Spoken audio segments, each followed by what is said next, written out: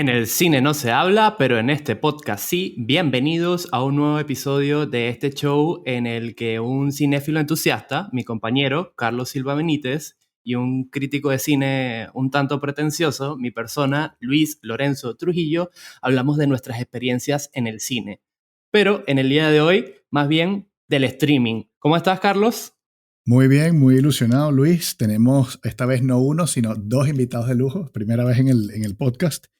Y bueno, como vamos a hablar de los fabulosos cuatro de Liverpool, me pareció genial que fuésemos cuatro voces para meternos de cabeza en ese monumental documental, valga el verso, de Peter Jackson sobre los Beatles.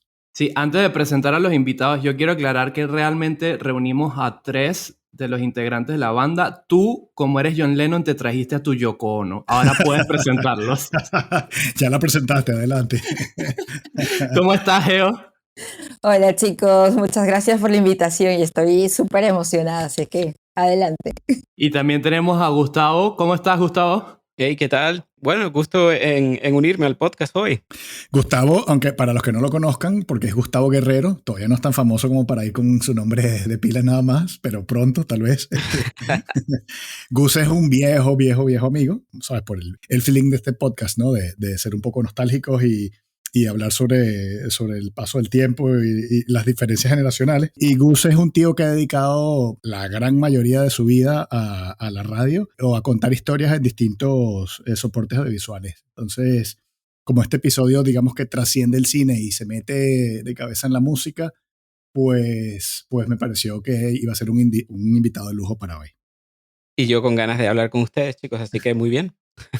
Yo también quiero destacar el carácter internacional de este podcast, porque es que si no nos echamos bombo y platillos nosotros mismos, ¿quién más lo va a hacer? Estamos grabando desde Panamá, desde la provincia independiente de Aranjuez, presidida por parte de los integrantes de este podcast, y desde Dinamarca también. O sea que, señores, este es el momento de empezar a escuchar este podcast, porque después va a explotar y van a decir, no, son demasiado famosos y no, ya me aburren.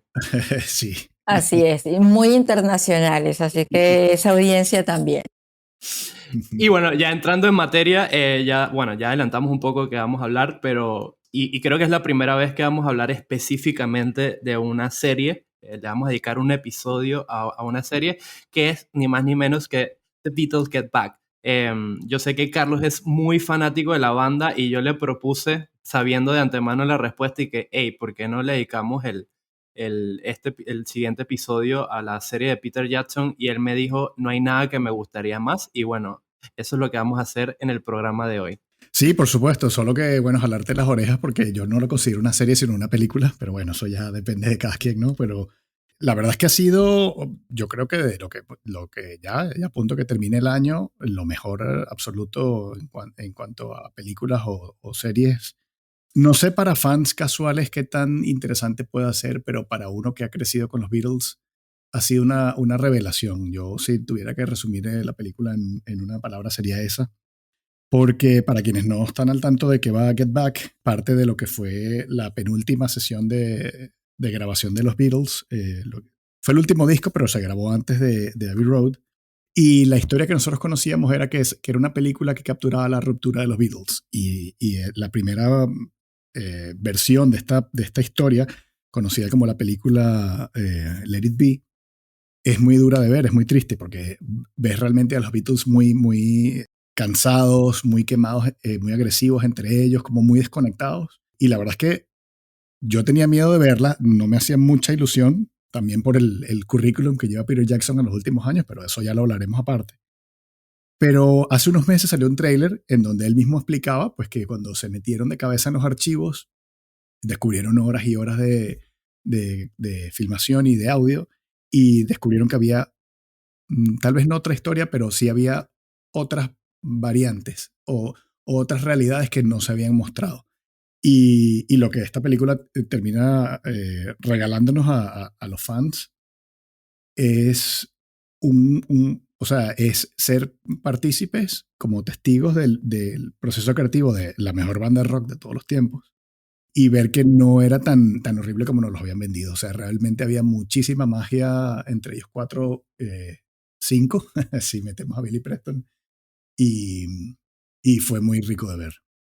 Bueno, pues te voy a cortar ahí, pues si no nos vas a dejar sin nada que decir. Yo, antes de entrar en materia, yo quería preguntarle a cada uno de ustedes cuál es su relación con The Beatles. Y bueno, empecemos con Geo. Geo, cuéntame. Bueno, mi recuerdo con los Beatles viene quizás desde muy pequeña, ¿no? Siempre escuchaba a los Beatles, nombrarlos, siempre me parecía como que la música era muy, muy, muy antigua, pero a la vez cercana, no sé, me parecía como bastante naif. Y conforme fui creciendo, como que me fue madurando un poco la idea de conocerlo un poco más y tal. Y ya más de grande empiezo a escuchar cada una de sus discos, bueno, en ese caso CDs, y unida a nuestra historia con Carlos, empezamos a escucharlo más. O sea, él venía más con un background más Beatles, había escuchado más en su casa, y yo conocía piezas así como sueltas, ¿no? Y la verdad que fui conociendo época psicodélica, época antigua blanco y negro, que era como que lo que más reconocía. Y no sé, fue poco a poco que fue creciendo en mí y maduró incluso conmigo. O sea que muchas canciones han sido como parte de los vídeos del soundtrack de muchas historias. Y yo creo que por eso es que es tan memorable y es una banda muy querida para mí. ¿Y tú, Gustavo? Yo soy un fan mucho más casual, debo admitir, ¿no? Aunque por mucho tiempo he escuchado hablar de ellos y he escuchado hablar de la banda y ciertamente tengo algunos discos o algo así, ¿no? Nunca me consideré ni me he considerado un fan al punto en que, no sabes, que puedes identificar en qué disco está una canción que escuchas por la calle o qué sé yo, ¿no? Tengo algún disco favorito y tengo canciones que me gustan, pero nunca les he seguido la pista muy de cerca, honestamente. Sí, y ahora me toca preguntarle a Carlos, pero antes de darle paso, que yo quiero contarles una anécdota personal que como la última semana antes de que él se fuera de Panamá para regresar a España, él sacó como una cajita de recuerdos así que tenía bien guardada y me dijo, mira, te voy a enseñar todas las cosas que hice en la universidad. Y me enseñó un cortometraje que se Sí. llama La máquina del tiempo, en donde él tiene el golpe de genio o de irreverencia absoluta, qué sé yo, de en algún momento de esa película hacer un viaje en el tiempo y ponerse a ellos en el puesto, en los zapatos de The Beatles y ser uno de ellos, ¿no, Carlos? Bueno, sí, o sea, en la historia de ficción era un grupo de amigos que inventaban una máquina del tiempo y como eran una banda tan mediocre, hacían el crimen de ir un par de años antes de que los Beatles se formaran y hacer ellos la banda con las canciones que ya conocían. Que por cierto, Danny Boyle nos robó la idea para la película Yesterday, pero bueno, eso es idea para otro podcast. ¿Y cuál es tu relación con los Beatles, Carlos? No, coño, toda la vida, básicamente. O sea, en casa mi mamá ha sido fan de ellos toda la vida y me lo inculcó desde que tengo uso de razón. Obviamente pasé por una fase preadolescente de que como no quiero escuchar nada de música que escuchan mis papás, pues los ignoré. Pero luego recapacité, por suerte, y hasta nada, en rotación casi diaria, tanto los discos de la banda como las carreras en solitario de los cuatro. La vida es larga para hacernos entrar en razón. En mi caso, un poquito como Gus, yo soy como fanático casual de ellos. En su momento descargué toda la discografía de ellos y escuché desde el primero hasta el último disco, pero sí los tengo en bastante estima y sobre todo creo que una cosa que afianzó mi fanatismo hacia la banda, aunque se pueda renegar de esa película y decir que no es del todo buena, cuando empezó a formarse mi cinefilia, vi esta película musical que se llama Across the Universe, que está inspirada en muchas de las canciones de la banda. Y nada, les tengo mucho cariño, así que para mí fue un gusto empezar a ver la serie que nos convoca el día de hoy. Qué bueno que digas eso de Across the Universe, pues yo odio esa película, odio la banda sonora y todas las versiones que salen ahí. Pero bueno, si te hizo fan de los Beatles, algo bueno hizo, así que voy a reconsiderar mi postura ligeramente. ¿Pero por qué lo odias? ¿Porque sale Bono? Es muy cursi, no sé, no puedo ver esa película. Gus, ¿ibas a decir Bueno, algo? No, solamente no, nada. Yo que no tengo no recuerdo mucho de Across the Universe, la verdad, pero sí recuerdo que algunas de las canciones que escuché que venían en el soundtrack no eran mis favoritas verdaderamente. Estamos siendo demasiado educados y diplomáticos en el día de hoy. Sí. Se Pero pueden decir bueno, groserías en este podcast, por si sí, acaso. se puede decir groserías y puedes renegar de los demás integrantes de esta conversación. Menos de Hablando de Geo. groserías, sí, bueno, sí, claro, obviamente. Hablando de groserías, ¿saben que es la primera, digamos que película que pone Disney Plus que tiene palabrotas? Porque querían censurarlo y Peter Jackson hizo un lobby brutal con el ratón amigo de Luis. Y los convencieron de que los Beatles no maldecían de manera para insultar ni siendo particularmente soeces, sino que eran como unos chicos traviesos y tal. Y es la primera y única película o contenido en la plataforma que tiene palabrotas. Y también chistes sobre masturbación. Sí. Bueno, ya lo adelantan al inicio, ¿no? Temas adultos se tocan en este documental. Y se fuma también. Algo. Sí, sí, sí, sí, algo. Sí, lastimosamente no grabaron o no quisieron poner la parte en la que se drogan todos en conjunto, pero bueno, ya se hubiera sido No, pedirle mucho de Disney. Lennon ya venía preparado para filmar, sí. No sé si a ustedes les impresionó muchísimo que, o sea, lo sencillos que eran. O sea, estamos hablando de 4 estrellas muy grandes de la música, perfectamente reconocibles en cualquier lado que estuviesen en el país. Y los tíos lo único que hacían era comer sándwich y tomar té. O sea, no eran divos, no tenían mayores exigencias. No sé, eso me sorprendió muchísimo de la película. Sí, yo estaba impresionadísima porque yo decía, en este momento van a sacar, o sea, caviar, todo, o sea, todas las comidas de lujo, todo el esplendor que hoy en día los artistas, sabes, lo demandan, casi que por contrato lo tienen. Voy a ensayar y quiero estas maravillas de gastronomía de cualquier punto del planeta. Y ellos tenían sándwiches, o sea, su vinito blanco, té y sándwiches. Y cervezas, bastante cerveza. Yo creo que lo más extravagante eran las camisas de Ringo Starr. Ah, bueno, aquí Bueno, hay un apartado especial para la ropa del por vestuario. favor, por favor, que yo ya, Sí. o sea, yo tomé apuntes completamente de todas las nuevas tendencias que van a venir a partir de Get Back. O A sea, ver, quien no lleve una camisa verde o morada, por favor, ya, o sea, no está en tendencia. No, pero sin ir muy lejos, ya tocaste una fibra ahí, Luis. Y bueno, es impresionante los looks espectaculares que cada uno, sencillos, ojo, pero tan bien armados sobre la época, ¿no? Porque estamos hablando de moda 60, ya pisando los 70, y quien se, digamos, bota completamente ahí es el productor musical, ¿no, Carlos? sí, bueno, Glyn Jones, sí, por supuesto. El tío, cada escena salía más fabuloso que la anterior.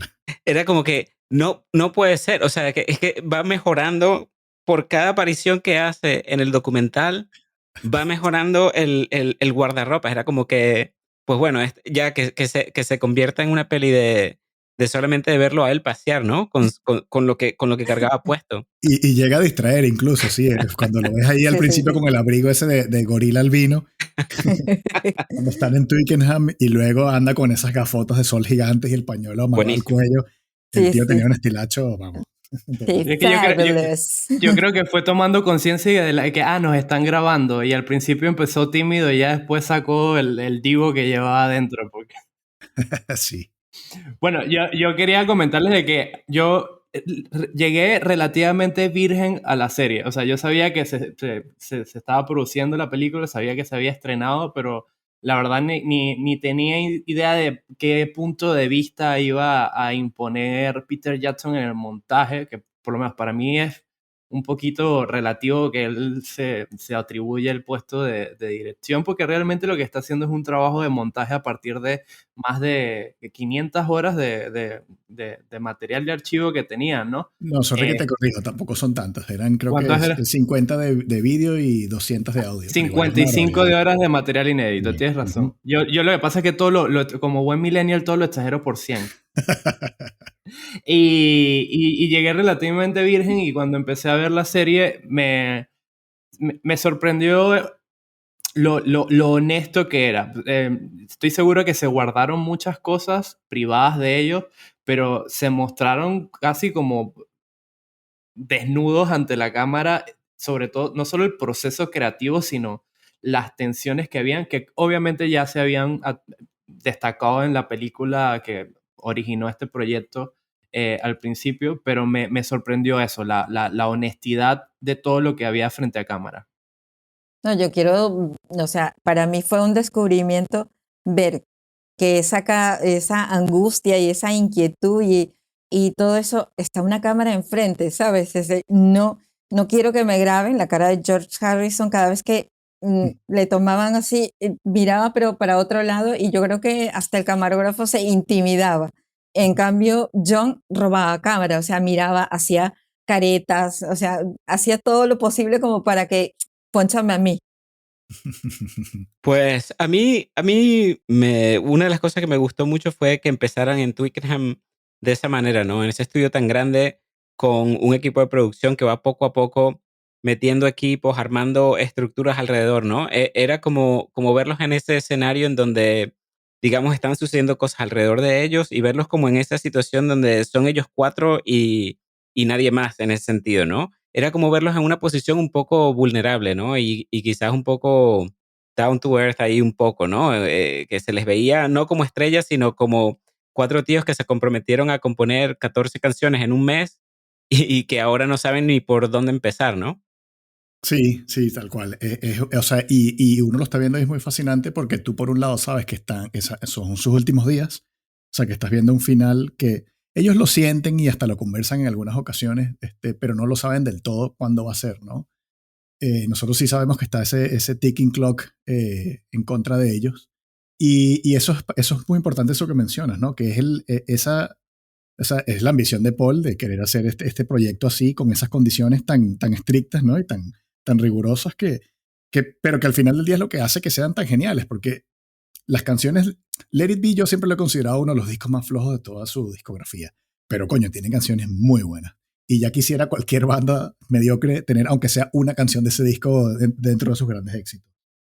Y ver cómo están allí, eso, como tú dices, puede que traigan algunas ideas de casa y tal, pero cómo le van sacando forma a las canciones es lo que lo hace tan fascinante. Sobre todo porque nosotros como público ya sabemos cómo son esas canciones. O sea, esto tal vez con otra banda menos conocida no funcionaría igual, pero uno ya sabe perfectamente cómo son las letras de las canciones, qué arreglos tienen, qué ideas desecharon, cuáles incorporaron, y como tú vas viendo cómo van saliendo, coño, es mágico. Es mágico. Yo creo que aquí se los dejo quien quiera hablar del momento en que McCartney sintoniza Get Back. Es una cosa de verdad del más allá. Es yo creo la mejor escena de todo. Bueno, quizás con el concierto al final, pero esa escena de Get Back es sin duda una de mis favoritas, ¿no? Porque es como que sí, y te lo contaba a ti, Carlos, por separado en WhatsApp, justo luego que la vi, ¿no? Era como que si una versión ya finalizada de Get Back existiera como en otro universo y Paul está como afinando las antenas, ¿no? De la misma manera que uno afina la antena de un televisor cuando la señal no se ve bien y poco a poco la va afinando y la va afinando hasta que finalmente la Sí. transmite, ¿no? Y ese momento es verdaderamente increíble. Siguiendo esa misma idea, es impresionante que todos como audiencia coincidimos en lo mismo, ¿no? El momento clave de donde sale esa idea y sale Get Back y todos como impresionados, como la cara de Ringo cuando él está sacando las piezas de piano, nos quedamos así alucinados. ¡Wow! Estamos viviendo ese momento histórico en la que nos están mostrando cómo surge esa canción, ¿no? Impresionante. Ahí hay un matiz que yo quiero hacer que, o sea, cuando está Paul sintonizando Get Back, Harrison pega un bostezo, pero brutal. Pero yo creo que ese bostezo dice mucho y es que eso pasaba con mucha frecuencia. O sea, están acostumbrados a que este tío hiciera eso a cada rato. Eso es lo que yo lo saqué de ese bostezo. Y lo que dice Geo también cuando McCartney está sacando las notas de Let It Be y está Ringo, pero hipnotizado escuchándolo, efectivamente, como si fuese uno de nosotros.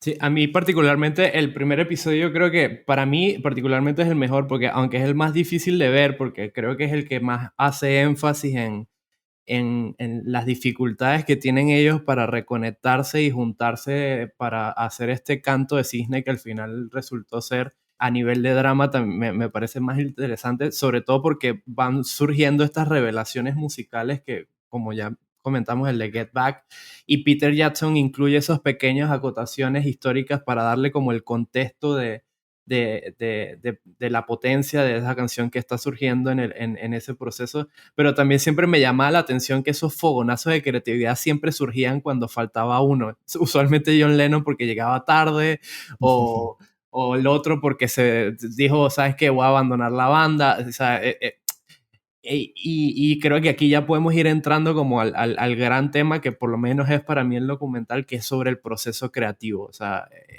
no es una cuestión lineal, no es una cuestión perfecta, no es una cuestión, por mucho que Paul quisiera estructurar ese proceso, no se podía controlar. O sea, era como una luz de agua que se desbocó y ellos poco a poco trataban con un tobito de salvar la embarcación para llevarlo a buen rumbo.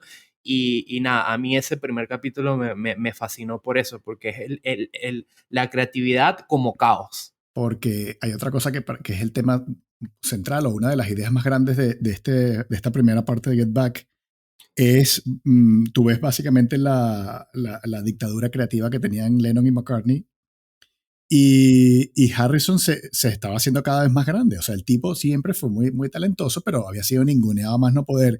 Y yo estoy convencido que a lo largo de todo el proceso él ya había hecho checkout. O sea, él estaba en los Beatles por inercia, o porque no se lo había pensado mejor, o porque el dinero era muy bueno, pero él a nivel emocional ya estaba fuera.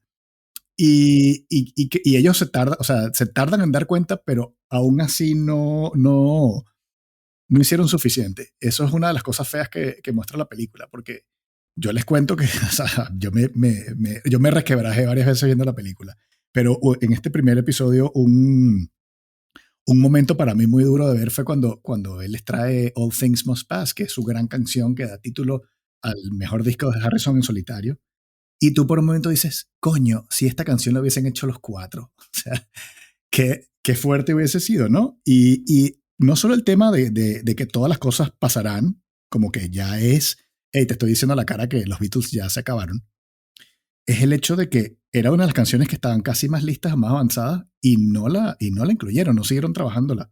Porque hasta que él no dijo, mira, a lo español, a tomar por culo, me voy de aquí, no le dieron chance de traer canciones. Que al final a mí, de hecho, me alegró, ¿sabes? Que no la aceptaron y que y que el éxito lo tuvo Harrison por su cuenta luego, ¿no? O sea, es difícil no sentirse bien por él más adelante, ¿no? Y por tomar su rumbo, aunque, por supuesto, fanáticos de la banda deben haber detestado, ¿no? La ruptura de la banda, pero a mí al final del documental me queda esa sensación de simpatía por George y el hecho de que quizás muchas de esas canciones, quizás ya las tenía, quizás tenía muchas más bajo la manga y decidió finalmente guardárselas para otro momento, ¿no? Más adelante con All Things Must Pass, el disco como tal, ¿no? Y por una parte,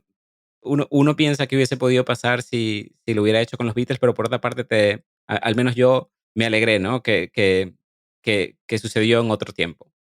Bueno, y ahorita que estamos hablando tanto de George Harrison, quiero hacer una ronda rápida porque mi canción favorita de Beatles es While My Guitar Gently Weeps, compuesta por George Harrison. Entonces quería preguntarles a ustedes rápidamente, sin que lo piensen mucho, cuál es la canción favorita de cada uno de ustedes. Empiezo con Carlos. Empezamos mejor con Geo, que iba a decir algo de All Things Must Pass y se quedó ahí en solapado. No, yo simplemente iba a comentar eso, que coincidía con Gus exactamente, que muchas de las canciones ya yo creo que venían hechas en casa y a ver si aprobaban o no, ¿no? Y muchas veces las guardarían para un futuro y ya está. Como el momento en que Ringo saca Octopus Garden y se lo muestra en un momento, ¿sabes? A uno y a otro y se van ayudando poco a poco, como buscando respaldo, pero más allá de eso, yo creo que el tiempo ya estaba, como estoy diciendo, marcando el relojito y decir, hay proyectos que voy a hacer para mí hay otros proyectos que van a salir en esta grabación. ¿Y tu canción? Y mi canción, uf, son muchas, pero Across the Universe me encanta. Debe ser porque ya se ha marcado en bastante época. ¿Y tú, Gus? Pues antes del documental me gustaba Get Back. Suena como que lo que sería correcto decir ahora, ¿no? Que me gustaba Get Back. Pero esa me parece, y siempre me ha parecido una buena canción. Y The Word del disco Robert Soul también es una de mis favoritas. No sé si es la favorita, pero es de las que escucho con más frecuencia. Sí, es difícil decir una sola, ¿no? Pero bueno, por Sí. cerrar esta ronda rápida, para mí es A Day in the Life, que creo que es la canción que tiene como las contribuciones de Lennon y McCartney más brutales y como más claras y como además más ambiciosa, que además está en el disco que menos me gusta, porque Sgt. Pepper me parece que es mucho concepto y pocas buenas canciones en comparación con el resto de la discografía de los Beatles. Pero sí, yo me quedaría con A Day in the Life.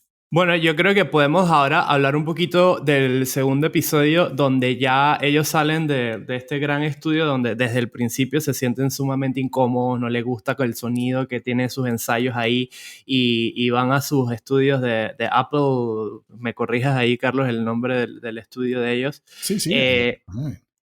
Y empiezan ya como que su proceso creativo está más enfocado, ya la parte caótica se pudo reconducir a algo mucho más consecuente y creo que esta es como la parte más, no sé, como amena. Yo disfruto, esta parte es como más entretenida, ya se nota que las tensiones se rebajaron un poco y es ellos en el estudio tocando y tocando y aquí se ve también un John Lennon como mucho más amigable, porque en el primer episodio estaba como un poquito, no sé, se nota que llegaba en ciertas condiciones a los ensayos.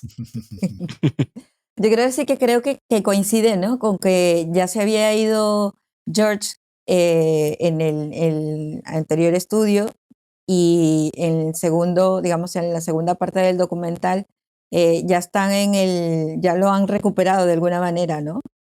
Si recuerdo, comienza por ahí. Sí, sí, exacto.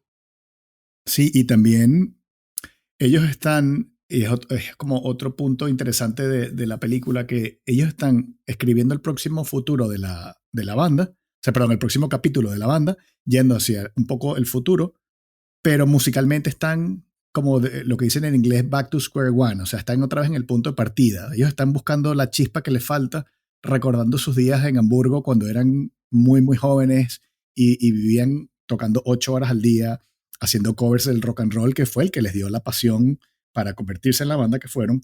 Y empiezan, bueno, ya en la primera veíamos que estaban tratando de sacar canciones cuando eran más chicos, ¿no? Y eso quedó, por fortuna quedó abandonado, ¿no? Esa idea. Los Quarrymen. Sí, y en este segundo episodio están lanzando cover tras cover tras cover y los ves, pues que les hace ilusión, que los motiva. Yo creo que la chispa fue por ahí y no en balde. Harrison invitó a Billy Preston a las sesiones y bueno, ahí por supuesto, como yo le decía a Luis, o sea, es que Get Back no son 3 partes, son 2 partes, es antes de Billy Preston y después de Billy Preston. Sí, desde que llega Billy Preston al estudio todo fluye, todo cobra sentido. No sé si a ustedes les pasa lo mismo, pero a mí de alguna manera me pareció que hasta los opaca un poco, ¿no? Billy Preston. Que lo ves con un feeling y como una actitud de sentarse en el piano e inmediatamente fluir todo, ¿no? Yo creo que quizá una anécdota que leí en estos días, ¿no? Creo que lo estaba diciendo uno de los camarógrafos del documental, que justo llegó Billy Preston y en algún momento John Lennon se le acerca y le dice, oye, ese piano está desafinado. Y Billy Preston se voltea y le dice, los pianos eléctricos no se desafinan. Y todo el mundo se quedó así como, y ahora, ¿sabes? Como que tensión un poco, porque como que le reviró a Lennon, ¿no? Que quizás tenía todo el derecho de decirle, pues bueno, hasta aquí llega esto, qué sé yo, ¿no? Y Lennon como que le dijo, ah, vale, tienes razón, pues nada, seguimos y tal. Era como una muestra de respeto, ¿no?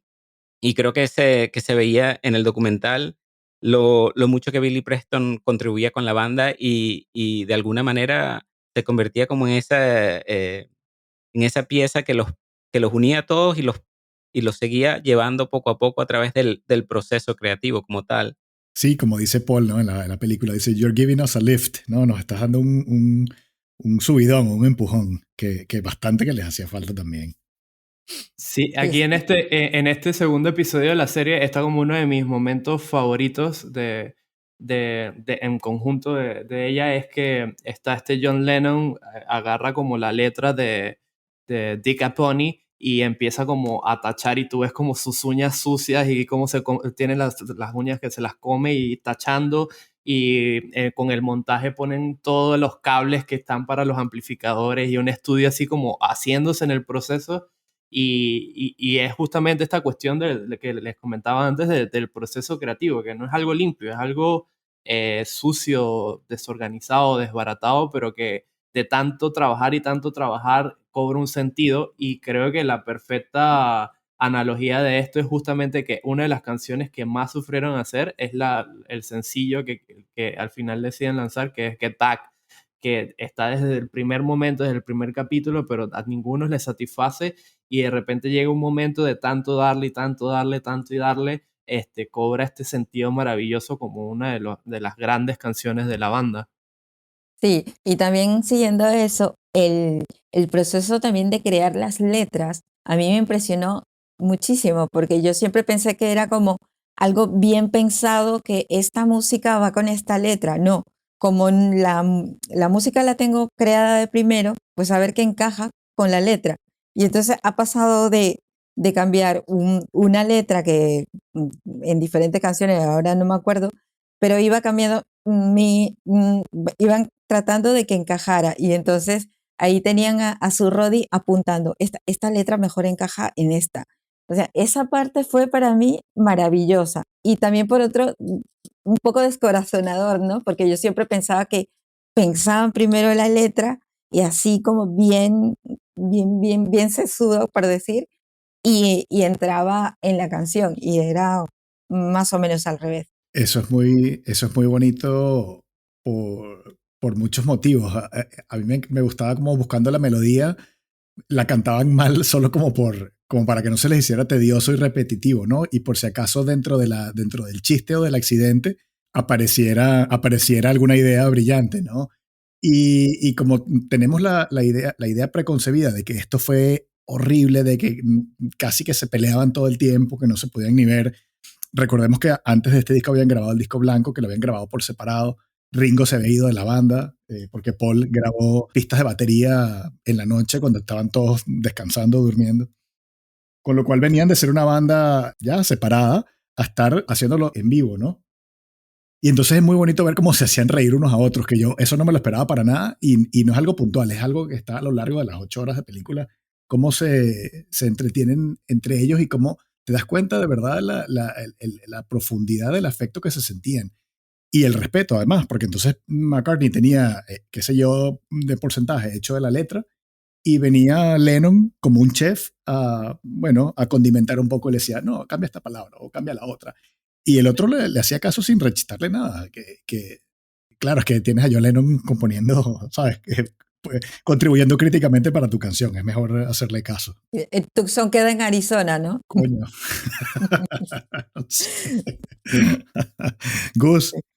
No, que decía que lo otro es también que quizás es otra de las cosas bonitas que tiene este documental, es que yo, al menos, como no muy buen fan en ese sentido, ¿no? Siempre los había visto en televisión viviendo el personaje de los Beatles, ¿no? Y también en ese sentido mola verlos como 4 tíos ahí que están sufriendo, el proceso de componer estas 14 canciones en el tiempo que se le han puesto y verlos reaccionar ante momentos de crisis también, ¿no? Y ver cómo, a pesar de que quizás los ánimos no estaban muy altos en ciertos puntos del proceso, como la mayoría de las veces pueden dejar a un lado lo que fuese que estaba sucediendo a nivel personal para darle cabida a opiniones y contribuciones de cada quien, ¿no? Como para mejorar lo que tenían a la mano. Quizás también en parte dándose cuenta de que poco a poco se les iba acabando el tiempo, pero también por respeto, yo creo, ¿no? Al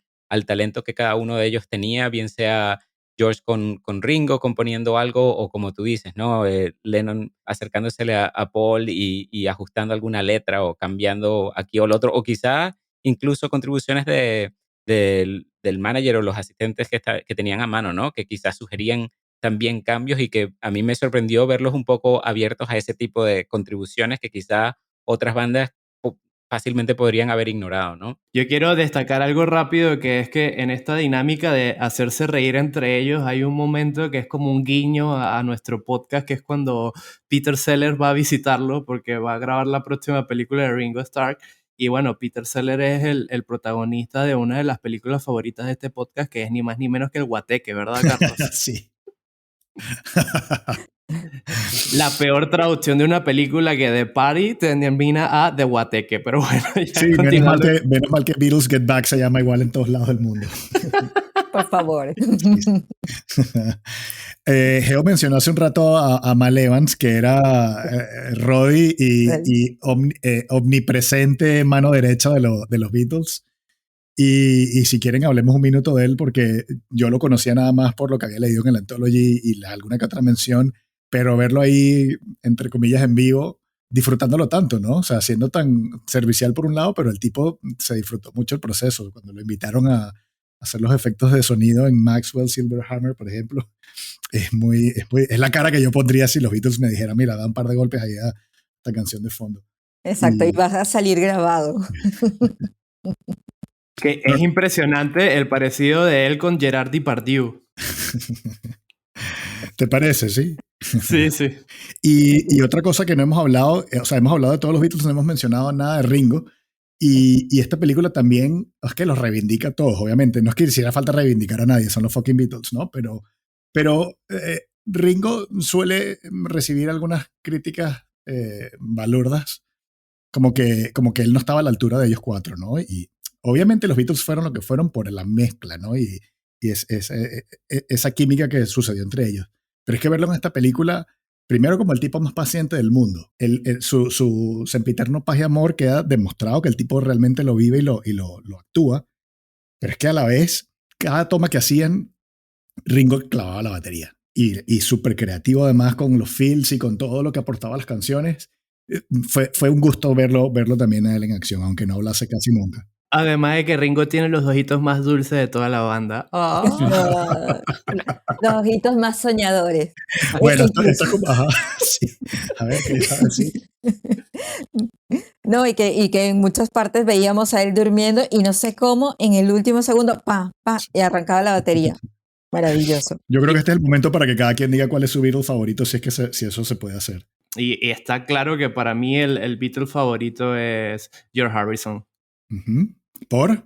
Por eso siento de que no se le apreciaba dentro de la banda. Después demostró todo el talento que tiene. Me gusta mucho como guitarrista, y además es el compositor de la que es mi canción favorita de ellos, que muchos la critican porque dice que realmente no parece una canción de la banda, pero ¿sabes qué? No me importa, es una maravilla dentro de la discografía de ellos. ¿Gus?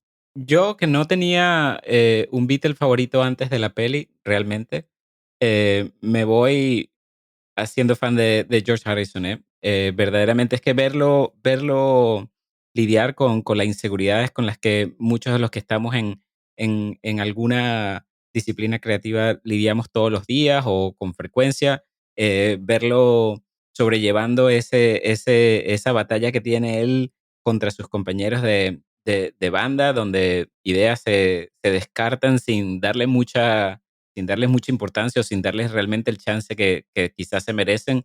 No sé, me hace simpatizar con él verdaderamente. Así que, George. Nice. ¿Y Geo? Bueno, yo aquí estoy súper debatida porque en verdad, o sea, por más que Get Back, como yo digo, ha abierto los cajones, ¿no? Para ver realmente cómo son cada uno. A mí siempre me ha gustado John Lennon, por lo que transmite, por sus letras, incluso por trascender más allá de los Beatles. Pero me encanta también George Harrison y a la vez admiro impresionantemente la creatividad de Paul McCartney. ¿Y te gustan los ojitos de Ringo? Tienes que elegir uno. Me gustan los ojitos de Ringo. O sea, yo ahí he dicho los cuatro. Vamos, adelante. Está bien, está bien. Yo creo que Eh, estamos claros de que el que cae peor es John Lennon. no, ¿por qué?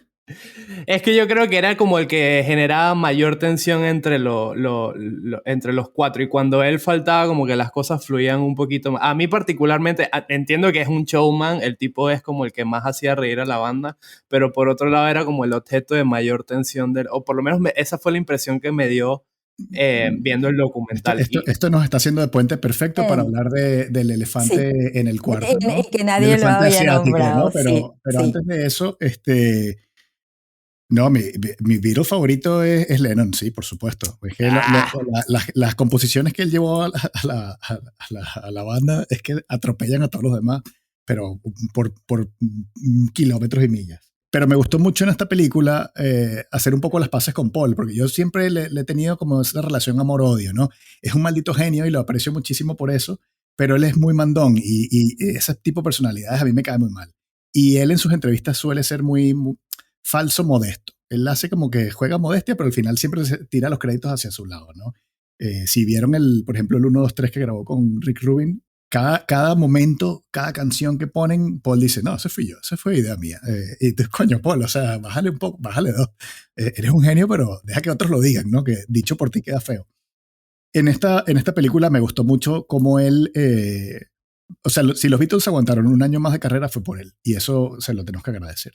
Él estaba luchando contra viento y marea por tenerlos juntos, era como una especie de mamagallina teniendo los pollitos bajo el ala. Y esa parte en la que él siente que la banda se le está disolviendo en la cara cuando Harrison se va y Lennon entonces no aparece y él dice, bueno, y ahora solo quedan dos. Y tú le ves la cara que el tipo está haciendo todo el esfuerzo por no llorar ahí delante de las cámaras, ¿no? Y uno pensando que hoy en día quedan dos y que son justamente él y Ringo, ¿no? Es un momento muy, muy fuerte. Pero para no irme por las ramas, sí, Lennon definitivamente. Y sobre las tensiones que tú dices, también creo que esta película demuestra que no eran tan grandes o no era un impedimento tal como la gente se lo imaginara el hecho de que estuviese Yoko ahí. Me retiro y dejo que ustedes continúen con este tema. no, yo lo que iba a decir, sumando lo que tú dices de esta cuestión de que el mismo Paul se autodenomina como el capitán del barco y durante muchos momentos en el documental dice, yo no quiero tener esta responsabilidad porque me lleva inevitablemente a estar en conflicto con ustedes. Inclusive una de las frases que él más repite es, tenemos que estructurar este proceso porque si no, no vamos a cumplir la fecha límite que tenemos. Pero uno de los planos más duros del documental o más conmovedor es justamente después de que Harrison se va de la banda o amenaza con irse y John Lennon al día siguiente llega súper tarde, que ya era una costumbre en él, y está él justamente un primer plano de él como que solo está Ringo, se nota que está agotado de toda esa dinámica, le abruma la responsabilidad del disco porque todavía las cosas no han empezado a fluir y ese es uno de los planos más duros y más emocionantes de toda la serie o toda la película, en palabras de Carlos. Bueno, a mí otro aspecto que ya que habían comentado también es que aquí hay una verdadera historia, hay una interpretación de la ruptura de los Beatles, ¿no? Si fue Yoko, si fue el cansancio, si fue ya el momento de que era de partida de los proyectos personales, pero, pero a mí, honestamente, cuando yo vi a Yoko ahí o sea, desde el primer minuto y en los 3 capítulos, se entendía un poco el momento de por qué estaba Yoko todo el día sentada allí. O sea, luego fueron entrando que sí, Olivia, no sé si estaba Linda. No, Linda sí, pero Olivia Harrison todavía no. Era Olivia no, Patty ¿verdad? Boyd antes de que el asqueroso de Eric Clapton se la tumbara, pero bueno. Oh, ok, entonces, ahí cuando está Yoko y sacando de su bolsito verde, qué sé yo, escrituras, cartas, haciendo otra cosa, yo entiendo que si ella no estuviese ahí, John no estuviera haciendo el ensayo. Así de sencillo. O sea, era que ellos aceptaron la presencia de Yoko por tener a John. Sí, lo único que le faltaba a Yoko Ono era sacar una bolita de mimbre y ponerse a coser ahí. Y sí, tiene sentido eso que señala Geo, que tal vez como que Yoko era la que mantenía a John en la banda, pero se nota que era ya en una situación límite porque ponía incómodo también a los demás. Hoy en día se utilizaría el término red flag con ese tipo de relación. Gusto. Yo la verdad es que me cuesta reconciliar la actitud de John en general, ¿no? Qué sé yo, que nunca he sido muy fan de ella y luego de la peli tampoco cambio mucho de opinión, ¿no? Aunque sí quizá se nota que tiene, por supuesto, una influencia sobre John y que quizás lo lleva ahí un poco a cumplir con alguno de los compromisos, ¿no? Y quizás lo ayuda a pasar el rato en muchas ocasiones, pero no lo sé, quizá a mí me daría curiosidad saber un poco, porque no se ve mucho en la peli, ¿no? Realmente cómo se sienten ellos en esa situación, porque aunque todos tenían a sus compañeras cerca, nadie estaba tan cerca como yo con ese proceso, ¿no? Y procesos creativos tienden a ser, en ese sentido también, muy personales, ¿no? Hay músicos a los que no les gusta tener ciertas distracciones o no les gusta incluso, hay una escena en donde el micrófono lo ponen como muy cerca y no sé si es Paul o Ringo que lo manotea, ¿no? Hacia afuera. Es como que una intrusión en el espacio que tienen, Ujú. que no lo tenían con Yoko, ¿no? Por razones obvias, ¿no? Pero me imagino que no estarían del todo contentos en ciertos momentos del proceso en el que estaban. Claro, ellos son británicos, ¿no? Y los británicos, su palabra favorita es sorry. Está claro que había muchísima diplomacia por medio y obviamente John se estaba sobrepasando, ¿no? Sobrepasando, digamos que de la buena fe de sus amigos, ¿no? Yo lo que veo es que realmente ellos se acostumbraron o por lo menos aprendieron a no verla. Y uno viendo la película está ahí todo el tiempo, pero ella no opina sobre las canciones, no obstaculiza directamente el proceso, ¿no? Entonces, eso me gustó verlo. No, no, y también en el mismo proceso que ella estaba ahí presente, yo creo que a medida del tiempo, ya las siguientes parejas estaban como más tiempo, de hecho estaba la hijita de una de ellas, ya se sentaba en la batería, o sea, como que el proceso se fue un poco amoldando, ¿no? Yo creo Ujú. que la hicieron más partícipe. Sí, y bueno, o sea, obviamente no olvidemos que esta película está aprobada por los dos Beatles vivos y las dos viudas, con lo cual, si iban a quedar muy mal parados, esto no hubiese salido adelante, ¿no? O sea que hay 50 horas de material en vídeo, pero la película ha durado 8, o sea que hay 40 y tantas que no vimos, ¿no? Eso hay que tenerlo siempre presente. Pero yo, o sea, yo siento, o sea, lo tengo que decir, todo el mundo ha dicho por muchos años que Yoko causó el fin de los Beatles y yo creo que esta película demuestra que eso no fue así. Siento que obviamente no ayudó, pero vimos otra serie de motivos y yo creo que ellos ya estaban encaminados a, como todo tiene su fecha de caducidad y iban a terminar. Pero yo siento que la historia ha sido muy, o sea, la han tratado muy mal. No descarto racismo y misoginia porque Mm. coño, primero en la época en la que eso pasó. Y segundo que, claro, Yoko Ono era una mujer asiática. Y si nos queremos poner de verdad rudos así las cosas por su nombre, cabría el pensamiento misógino de decir, coño, pero es John Lennon, es un Beatle, puede tener a la mujer que quiera, porque va a estar con esta tipa tan fea. Bueno, esta tipa tan fea lo hacía feliz, y, ¿sabes? Y se le nota, ¿no? Bueno, muchísimo. Pero Mm. es que Mm, además, ujú. Lennon solitario no fue que se fue a hacer música avant-garde o hacer... no, el tío hizo música muy brillante. Entonces, ella fue a nivel creativo fue Le hizo bien. una buena Ujú. influencia en John. A nivel Mm. personal, vamos a suponer que también, que no nos interesa tanto esa parte. Pero yo creo que un punto que rescato de esta película es que debería disipar de una vez por todas que los Beatles no se acabaron por Yoko Ono. Claro. Y que de hecho creo que George en algún momento luego de la ruptura creo que estaba como en el show de Dick Cavett o algo así y le preguntan, oye, fue yo con la que un poco tratando de esperar que él dijese que sí, que yo hubiese sido la razón por la cual se disolvieron. Y él admite que los problemas venían desde hace mucho tiempo, quizás antes de que Yoko realmente tuviera la influencia que tenía en la vida de John y en la vida de la banda, o al menos en la dinámica de la banda, ¿no? O sea que sí como que lo habían admitido y se nota en esta película también que puede que te guste o no te guste la tía por cualquier razón, pero que el rollo que ellos llevaban ya era un poco independiente de la relación que John tuviera con ella, ¿no? Creo que haciendo puente ya al tercer episodio de la serie, creo que más que Yoko Ono también tiene que ver mucho este representante Alan Kling, que también como que mete ahí sus manos de por medio, pero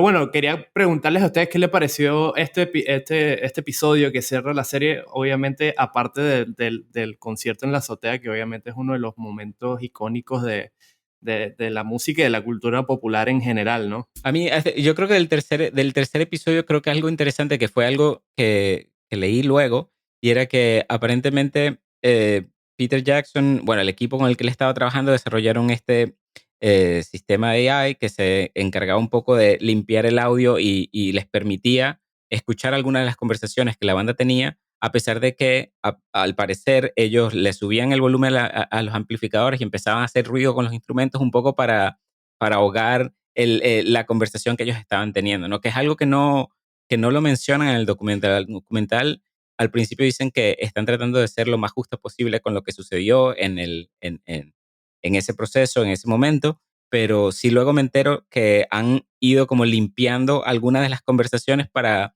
básicamente escucharlos conversar o discutir cuando la intención de ellos era un poco mantener eso en secreto, ¿no? Y está también creo que es en el tercer episodio, el momento del florero, o ese es el segundo, cuando se va En, George. en el primero, que Ese es para el mí es uno de primero, los sí. momentos más geniales, que es y que en teoría ellos dos quieren privacidad porque es como el momento en el que la banda se está como disolviendo en medio del conflicto y te ponen una pequeña cartelita que dicen, aunque ellos se separaron para tener esta conversación en privado, lo de la producción pusieron un micrófono en el florero para poder escucharlo todo y con un plano que no sé si es del material de archivo o es algo que se recreó a posteriori, van poniendo los subtítulos de la conversación. Eso también es uno de mis momentos favoritos de la serie.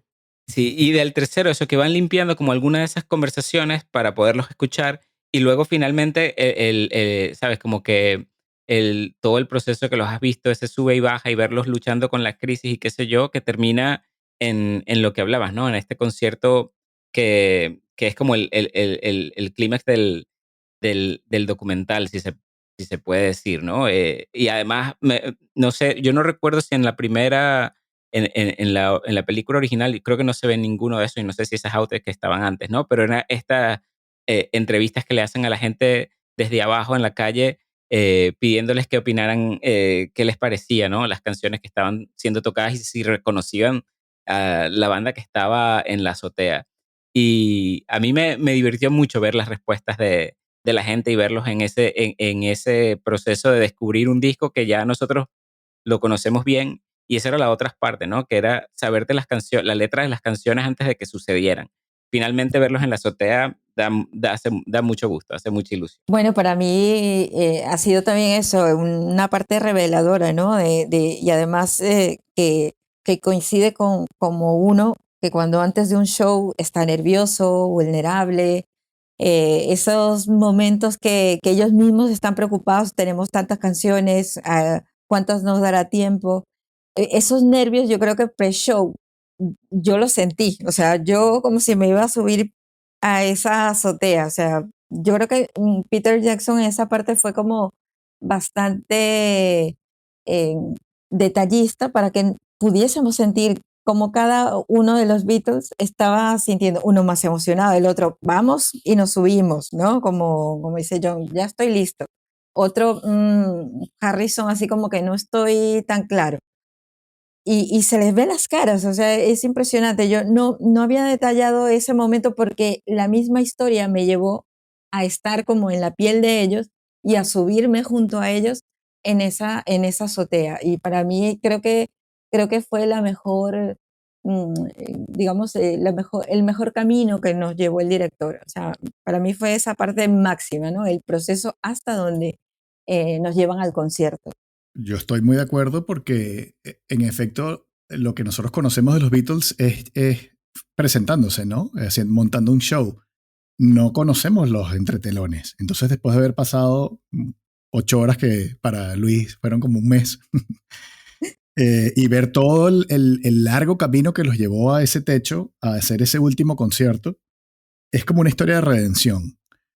Porque el concierto es eléctrico, o sea, hay un feeling muy genuino, por más que George está haciéndolo más por compromiso, bueno, porque los otros tres están a bordo, pero las caras, la emoción de McCartney cantando como que finalmente están allí y está sucediendo, están siendo esa banda que tenían muchos años sin tocar en vivo, que al final impresiona mucho cuando salen los subtítulos y te dice, esta es la versión que sale en el disco.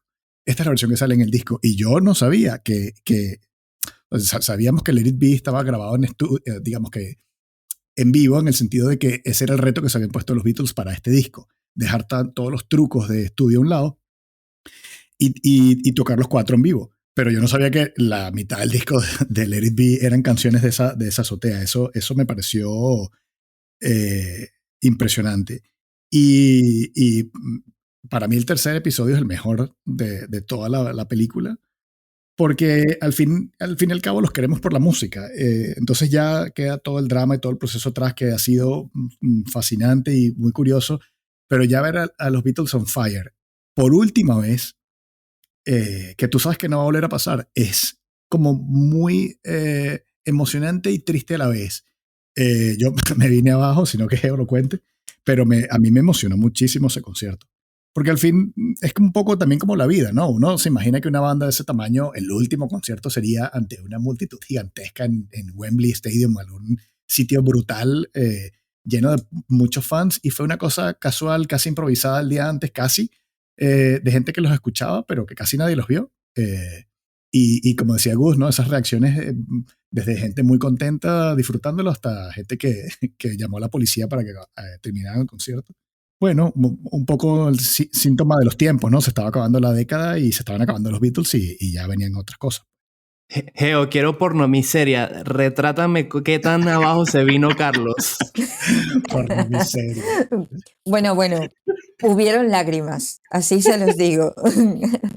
A mí me da Así risa que Carlos en el episodio anterior renegó del irlandés, pero él estuvo tranquilito viendo las 8 horas de material de la serie. De Sí, no la compares. serie, no, reparo de que sí se vino abajo, sí echó sus lagrimitas y quizás si lo vuelve a ver y nos vemos otra vez las 8 horas, seguramente vuelve a suceder. Por supuesto. Y bueno, nada, yo creo que ya hicimos un repaso de la serie. No sé si les quedó alguna idea suelta que quieran compartir antes de ir cerrando el episodio. Sí, bueno, no sé si a ustedes les pasó también que viendo todo el proceso creativo, como que ahora estas canciones que conocemos tanto tienen nuevos significados o tienen significados más profundos a los que nosotros les asociábamos, ¿no? Let It Be, por ejemplo, lo pongo como ejemplo, que uno siempre se imagina eso, pues, como esos grandes statements de los Beatles en plan All You Need Is Love, ¿no? Let It Be. Pero Let It Be yo creo que era Paul McCartney reconociendo que tiene que dejarlos ir, que los Beatles se acabaron y que ese es como su canto de cisne, ¿no? Para mí eso es lo que significa la canción ahora después de haber visto la película y sin duda le da un feeling muy, muy agridulce a la canción.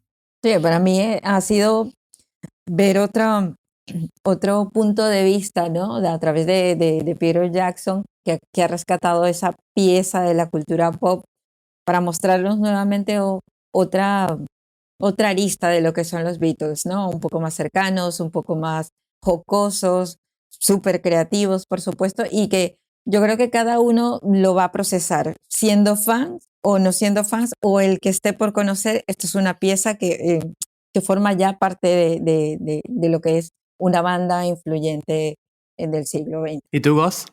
Yo estoy aún, sabes, como no necesariamente procesando la peli, aunque la terminé de ver hace poco, ¿no?